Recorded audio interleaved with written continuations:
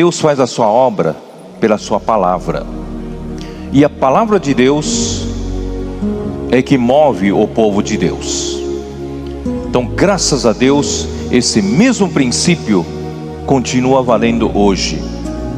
Se Deus quer fazer a sua obra em nós, ou por meio de nós, Deus precisa nos falar. E não tem faltado a sua palavra profética no nosso meio. Nós temos muitos que dão uma palavra sabem dar uma palavra de consolação, sabem como encorajar as pessoas falando a palavra de Deus. Outros sabem ensinar a Bíblia como mestres, e ainda outros como pastores apacentam as pessoas, cuidam das pessoas por meio da palavra de Deus. Irmãos, graças a Deus que não faltam mestres, pastores na casa de Deus. Todavia, tem uma palavra que é muito importante e é muito especial. Nós precisamos de Moisés. Nós precisamos de alguém que fale uma palavra para nos levar adiante, para nós sabermos todo o contexto do plano de Deus, para nós conhecermos a economia de Deus, para nós sabermos de onde nós viemos, onde nós nos situamos e qual será o próximo passo. Irmãos, isso que nos diferencia dos demais.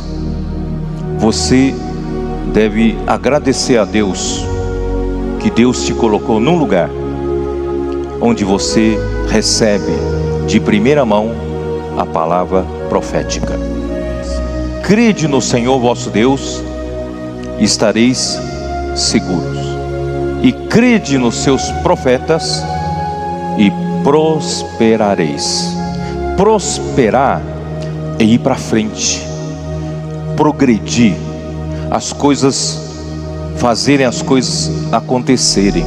Irmãos, isso só através de crer nos profetas de Deus. E em Mateus 23, versículo 2, é muito interessante que aqui fala que na falta de Moisés, o povo fica parado. Ainda que haja muitos que interpretam a Bíblia, ainda que haja muitos que ensinam a Bíblia, mas sem Moisés, ou sem um profeta como Moisés, o povo não tem direção para seguir. Por isso no capítulo 23 de Mateus, versículo 2, Jesus diz a situação do povo de Israel no tempo em que ele chegou aqui na terra. Ele diz assim: na cadeira de Moisés se assentaram os escribas e os fariseus. Na cadeira de Moisés deveria sentar-se um profeta por meio do qual Deus fala com o seu povo. Mas no lugar de um profeta estão assentados os escribas, os que ensinam a lei, os fariseus, os que eram zelosos pela tradição de seus pais, mas não tinham profeta. Por isso, naquele tempo, o povo de Israel não tinha direção para seguir adiante. E hoje, irmãos, nós precisamos dessa palavra profética. Apocalipse capítulo 1, versículo 1. Toda vez que Deus está para fazer alguma coisa, Ele revela o seu desígnio primeiramente aos seus servos íntimos. Vocês se lembram quando Deus estava para destruir Sodoma e Gomorra, e onde habitava a família de Ló? Deus apareceu primeiramente a Abraão, para abrir o seu coração, para dizer para ele o que ele queria fazer. Irmãos, você não se sente honrado em Deus antes de fazer alguma coisa, Ele revelar a você? Deus quer revelar aos seus servos as coisas que em breve devem acontecer. Mas Ele não revela a todos os servos de uma vez. Ele notificou através de um anjo a um servo, João.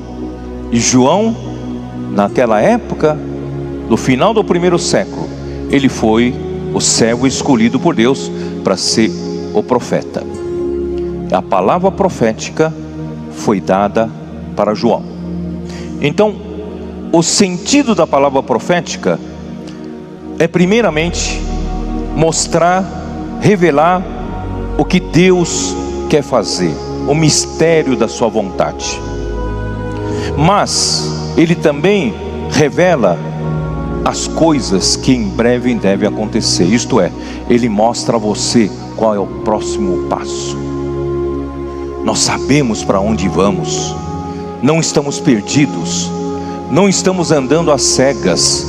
Nós temos uma palavra profética que nos mostra as coisas que em breve devem acontecer. Amém? Irmãos, eu louvo ao Senhor por isso. Deus poderia de repente, com a partida do nosso querido irmão Dong, ter estancado essa parte do ministério da palavra.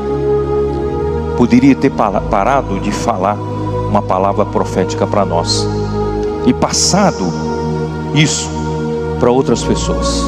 Mas não, Deus continua nos honrando. Ele continua nos dando a sua palavra profética. Ele nos quer revelar as coisas que em breve devem acontecer. E essas coisas que em breve devem acontecer são para realizar a vontade que há no coração dele.